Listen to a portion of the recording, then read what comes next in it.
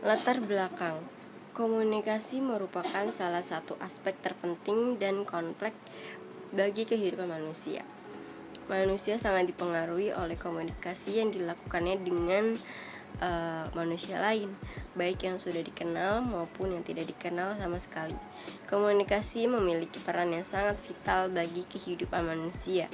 Karena itu, kita harus memberikan perhatian yang seksama terhadap komunikasi. Lalu ada komunikasi nonverbal. Komunikasi nonverbal adalah komunikasi yang pesannya dikemas dalam bentuk nonverbal tanpa kata-kata. Dalam hidup nyata, komunikasi nonverbal jauh lebih banyak dipakai daripada komunikasi verbal. Dalam berkomunikasi, hampir secara otomatis komunikasi nonverbal ikut terpakai. Karena itu, komunikasi nonverbal bersifat tetap dan selalu ada. Komunikasi nonverbal lebih jujur mengungkapkan hal yang mau diungkapkan karena spontan. Komunikasi nonverbal dapat berupa bahasa tubuh, tanda, tindakan atau perbuatan, dan objek. Fungsi komunikasi nonverbal itu ada yang ada emblem. Gerakan mata tertentu merupakan simbol yang memiliki kesetaraan dengan simbol verbal. Kedipan mata dapat mengatakan saya tidak sungguh-sungguh. B. Ada ilustrator, yaitu pandangan ke bawah dapat menurunkan depresi dan atau kesedihan. C. Ada regulator, kontak mata berarti saluran percakapan terbuka. Memalingkan muka menandakan ketidaksediaan berkomunikasi. Yang D. Ada penyesuai, kedipan mata yang cepat meningkat ketika orang berada dalam tekanan. Itu merupakan respon tidak disadari yang merupakan upaya tubuh untuk mengurangi kecemasan. Yang E. Ada efek display, yaitu pembesaran manik mata menunjukkan peningkatan emosi. Isyarat wajah lainnya menunjukkan perasaan takut, terkejut, atau senang. Lalu ada contoh komunikasi nonverbal, yaitu ada bahasa tubuh, isyarat tangan, gerakan kepala, postur tubuh, dan postur kaki, dan ekspresi wajah dan tatapan mata. Hambatan komunikasi interpersonal. Komunikasi antarpersonal adalah komunikasi yang dilakukan antara dua orang atau lebih.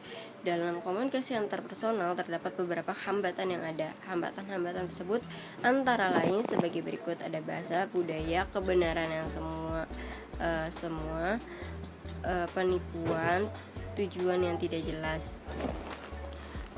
Lalu ada strategi meningkatkan komunikasi interpersonal,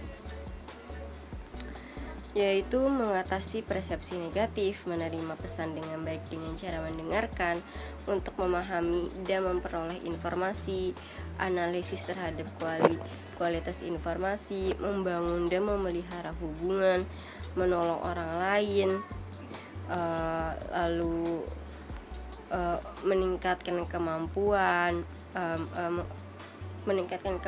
mendengarkan, menekan ego pribadi kita. Pengetahuan juga punya peran penting dalam berinteraksi. Terus memperbanyak bertemu dengan orang-orang baru, menghindari judgment, open-minded, dan empati, lalu menghadapi konflik.